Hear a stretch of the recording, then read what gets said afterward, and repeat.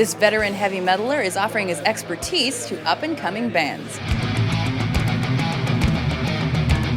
Hi, I'm Rebecca Brayton, and welcome to WatchMojo.com.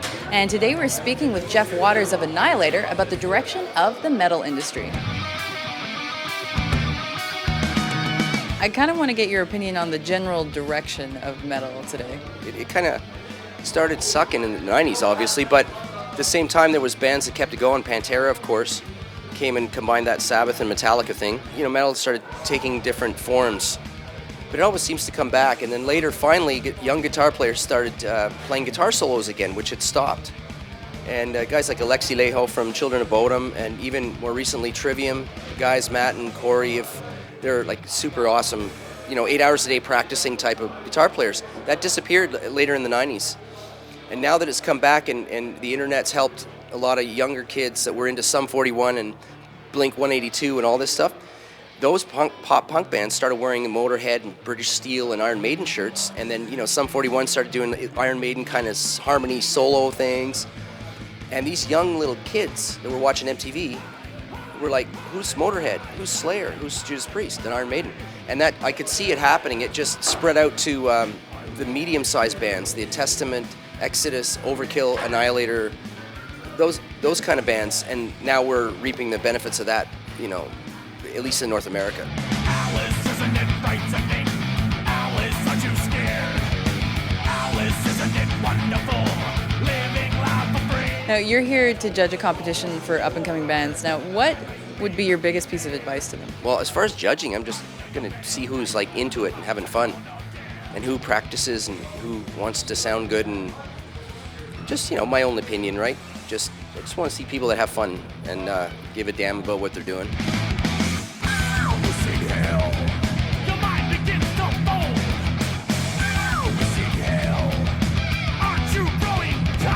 Some of the advice for other bands is a little bit different than it would have been years ago because times have changed. So different than when I was starting. And it's kind of easy for me in a lot of ways now because I already know in Europe, if I'm out of a record deal, my deal is over, I'm going to have 10 record companies lining up to sign me only because they know I'll sell based on previous sales. Whereas new bands starting out have a real hurdle now because the labels now want to sign and own everything. And it just sucks. It's really crappy right now. So as it comes back and as it makes these people more money, then the contracts will get better and the deals will get better for the bands, and they'll have more power to, have someone fighting for them to get them a better deal. Where right now it's like the worst time to sign. No one listened to your fears. You created me. I'm kind of like the dude that's still sticking around for a few reasons, and one of the main reasons is to fight all these son of a bitches in their record companies, and then the merchandisers, publishers, record label, tour agents, all these people that kind of criminally prey on bands and intentionally feed musicians with booze and drugs to keep them all screwed up so they don't realize that they're being ripped off.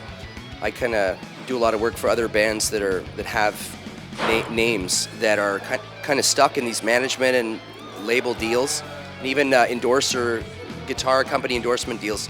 And a lot of them are coming to me to say, hey, listen, we know you don't drink, you don't smoke, you don't do drugs, you're kind of honest apparently, and we'd like you to try to help us get out of these shitty deals. And so that's kind of a side job I do now. I'm going to be a musician advocate soon, I think. Alice in hell.